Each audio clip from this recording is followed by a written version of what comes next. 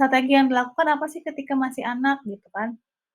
Oh, harus dikasih nutrisi gizi yang baik gitu, biar dia pinter, sehat, dan segala macam. Kalau udah orang tua gimana nih? Orang tua umur 40 misalnya 50 ya, tentunya dia harus mulai diet nih, nggak boleh makan yang berlemak, kalau banyak lemak gitu ya, harus banyak serat, sayur dan sebagainya. Kita bisa melihat atau membedakan berdasarkan fisiknya. Dan strategi yang dilakukan untuk keberlangsungan hidup manusia itu kita bisa langsung tahu berdasarkan dari fisiknya tadi ya. Kalau anak ini harus dikasih vitamin bla bla bla dan sebagainya. Nah, kalau hidup produk kita nggak bisa lihat nih, kita nggak bisa membedakan dari fisiknya karena ya sama seperti itu ya. Fase hidupnya si produk ini udah seapa kita tidak bisa membedakan. Artinya tidak secara kasat mata bisa kita bedakan. Tapi kita bisa amati, kita bisa pelajari. Nah, fase dari siklus hidup yang pertama itu adalah tahap pengembangan produk. Ya, kalau kita lihat dari kurva ini, tahap pengembangan produk itu dia kurvanya ke bawah. Kurvanya ke bawah. Kalau ini garis X, di sini adalah berapa nilainya? Kalau ini adalah sumbu X, dan ini sumbu Y, di sini nilainya berapa?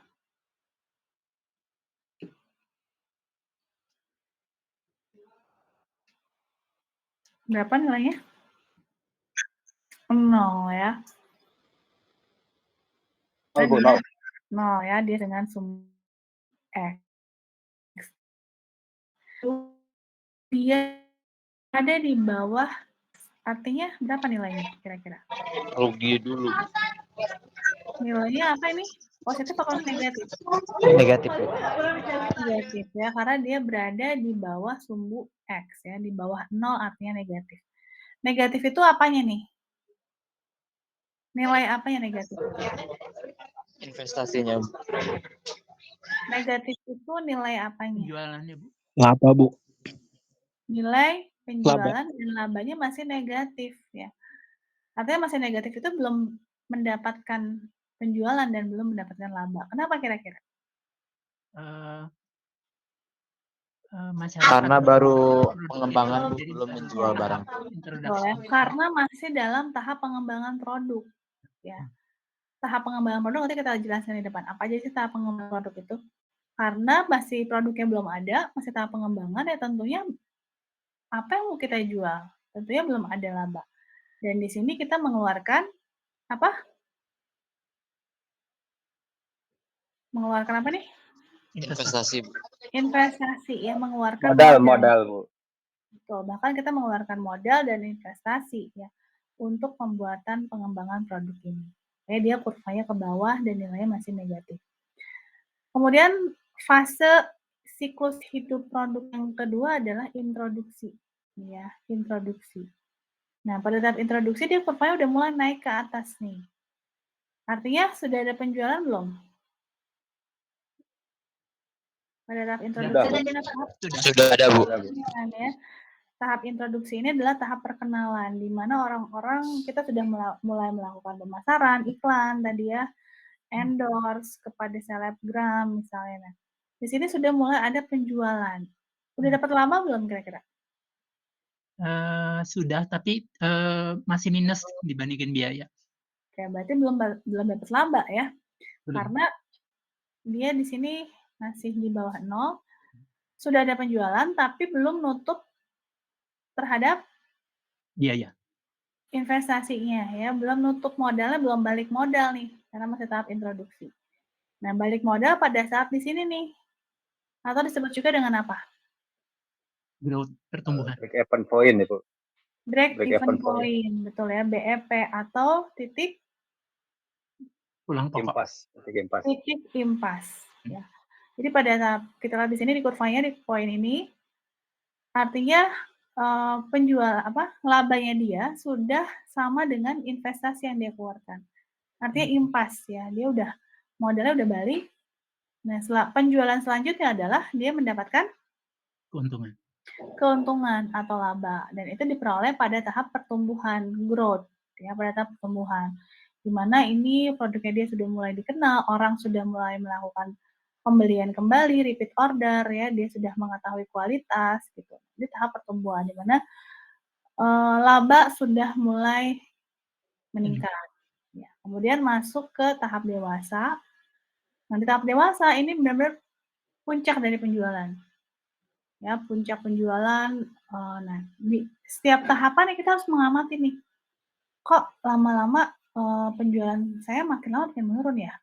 Oh, jangan-jangan kemarin kita udah ada di puncak nih. Nah, kita harus mengamati nih ketika laba sudah stabil di angka sekian, penjualan nggak naik-naik, bahkan cenderung menurun, itu artinya kita sudah mulai masuk ke fase decline ya, atau fase menurun. Nah, hati-hati kalau sampai sini artinya kita sudah mati lah gitu ya. Apa yang terjadi? Mungkin kompetitor sudah datang, pesaing sudah mulai datang dengan menawarkan produk baru. Terus kemudian kita juga mencermati nih, kita melakukan observasi lagi nggak ke pasar? Kita melakukan observasi lagi nggak ke pelanggan? Jangan-jangan kebutuhannya sudah berubah. Jangan-jangan produk kita sudah, tidak dirasa sudah tidak memenuhi kebutuhannya. Nah, apa yang kita lakukan kira-kira strategi apa yang kita bisa lakukan agar bisa nggak, penjualan naik naik lagi gitu, nggak turun, bisa nggak? Bisa Bu, pengembangan produk. Bagaimana caranya? Membuat, produk-produk yang lebih modern di harga murah sesuai kebutuhan konsumen. Produk baru atau produk dari sini kemudian ditambahkan sesuatu? Bisa Bu, pengembangan produk ditambahin sesuatu. Nah, Oh, betul ya, nanti di depan kita akan belajar produk apakah benar-benar produk, baru, benar-benar produk baru, yang kita buat atau, produk yang lama kemudian kita beri, tambahan. Artinya di sini kita perlu melakukan inovasi, ya, inovasi itu baik tadi benar membuat pengembangan produk baru lagi atau kita hanya menambahkan sesuatu pada produk yang lama kita gitu ya, yang disesuaikan dengan apa yang menjadi kebutuhan pasar. Nah, pada setiap fase dari siklus hidup produk ini kita harus mengetahui nih, jangan sampai kita terlena tiba-tiba, oh udah decline aja nih, udah menurun aja dan untuk ngangkatnya lagi agak sulit ya. Seperti kita pernah tahu, apa nih, contoh, perusahaan besar yang kolaps ya, dia udah sampai puncak tertinggi dan cukup lama, tapi saat ini dia sudah menurun. Apa Nokia kira-kira? Bu, Nokia. Nokia ya, semua orang pikirannya ke Nokia. Nokia kalah gara-gara apa nih kira-kira? Saat itu. Kemunduran Nokia karena munculnya produk apa? Android, Bu. Produk Android, Bu. Android ya. Terus kemudian apa? BlackBerry. Di mana Nokia saat itu kan OS-nya cuma pakai Symbian aja gitu. Sebenarnya BlackBerry ini cuma menawarkan BBM kan ya. BlackBerry ini baru cuma menawarkan BlackBerry Messenger. Di mana orang apa namanya, si BlackBerry ini menciptakan lifestyle, ya, menciptakan gaya hidup baru. Bahwa orang tuh keren kalau bisa punya tukeran apa saat itu? PIN. PIN ya, PIN BB gitu. Kayak dia menciptakan sesuatu yang baru nih, bukan sebenarnya teknologi tidak baru karena kan Yahoo Messenger juga sama ya, punya teknologi chat instan dan sebagainya.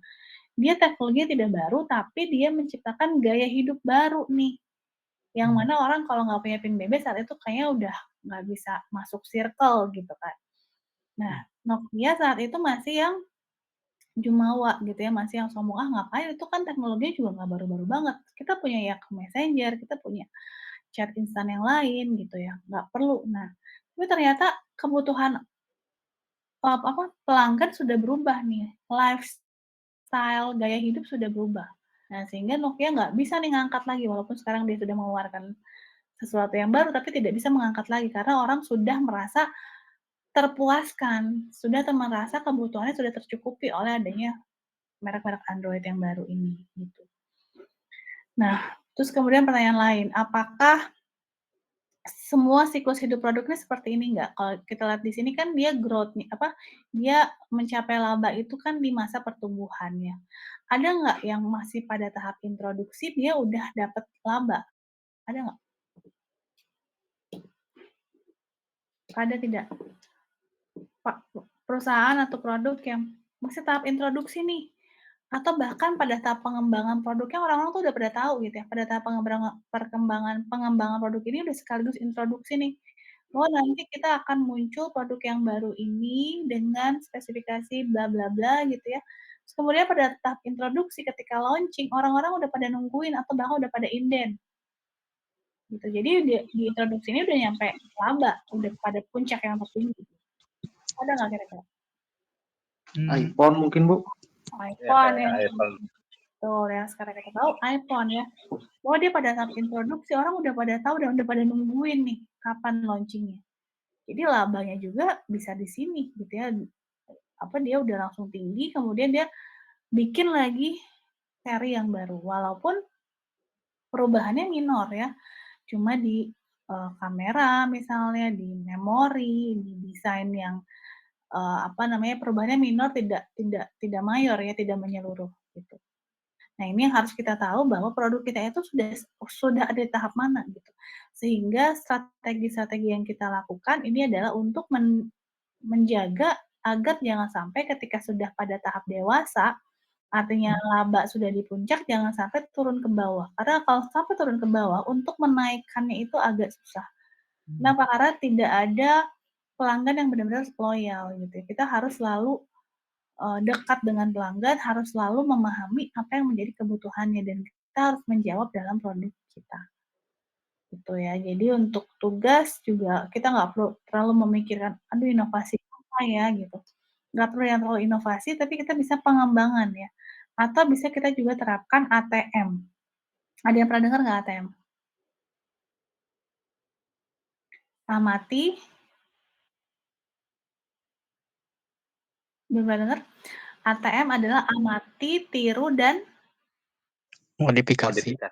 ya, amati, tiru, dan modifikasi. Ya, jadi kita mengamati siapa? Mengamati kompetitor, kemudian kita tiru, kemudian kita lakukan modifikasi. Ya, modifikasi itu nggak perlu terlalu yang apa namanya yang mayor gitu ya.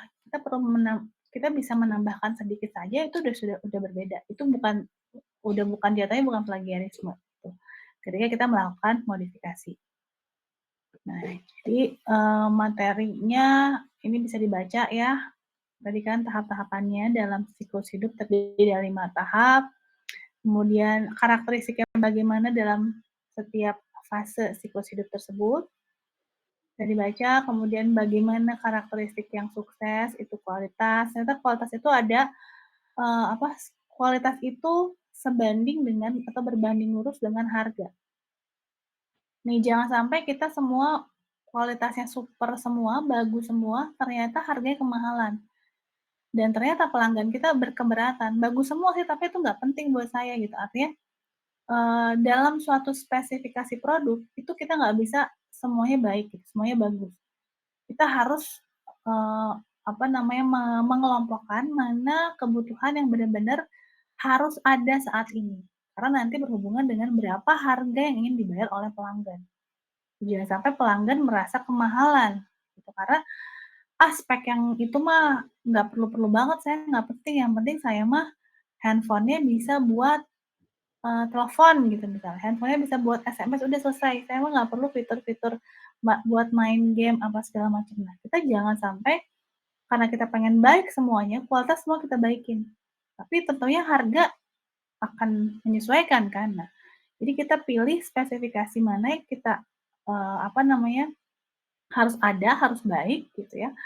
Nggak perlu semua spesifikasi bagus. Makanya oleh karena itu kita harus tahu nih pelanggan yang mana nih yang pengen handphone-nya spek untuk main game-nya bagus.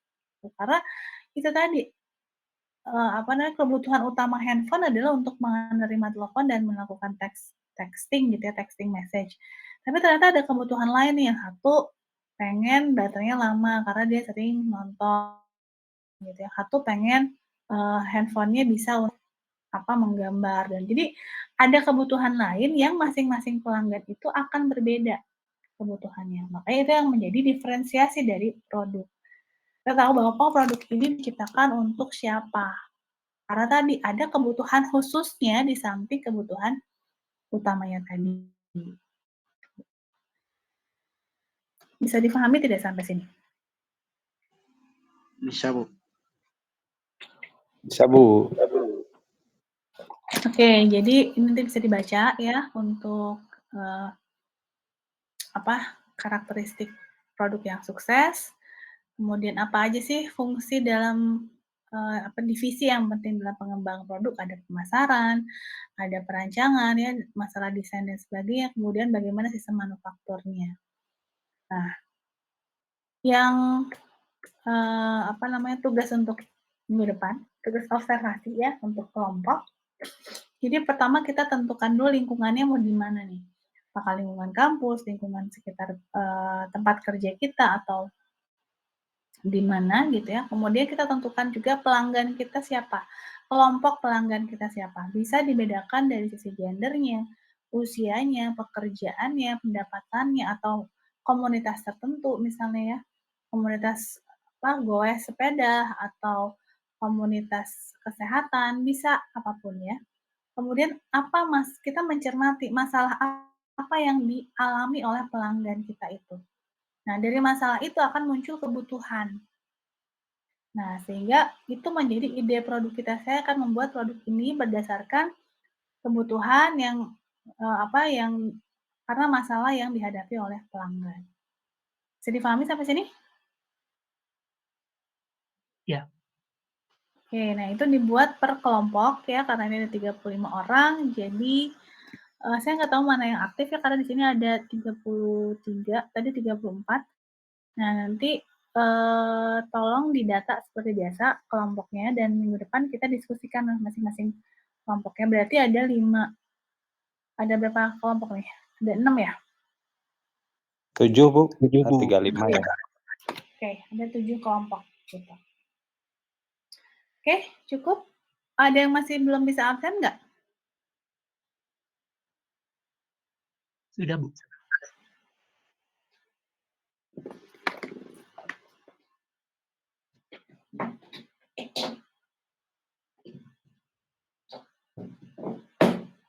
Sebentar ya, saya cek dulu siapa yang belum absen.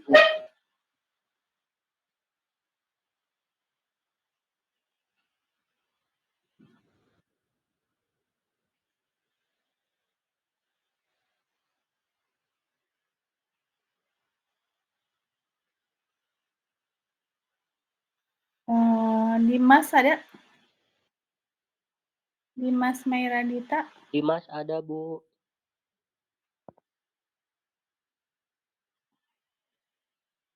Taufik Hidayat? Taufik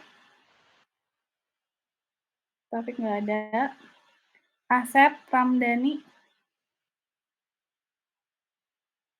Tidak ada juga. Oke, ya udah 35. Ada yang belum? Semua ya. Asep dan siapa tadi?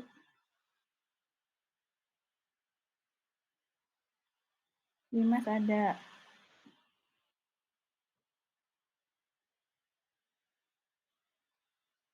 Taufik ada nggak?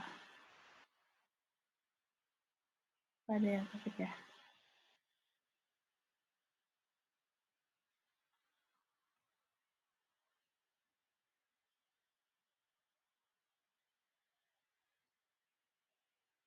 Nggak masuk terus.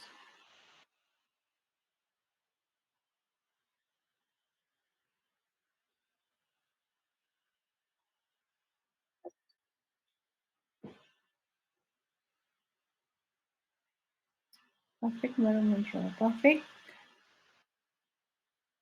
Taufik hadir, Bu.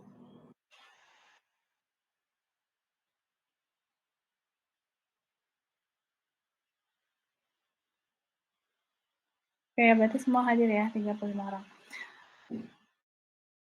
Ada pertanyaan? Cukup? Ya, nanti saya kirim di Airlink ya.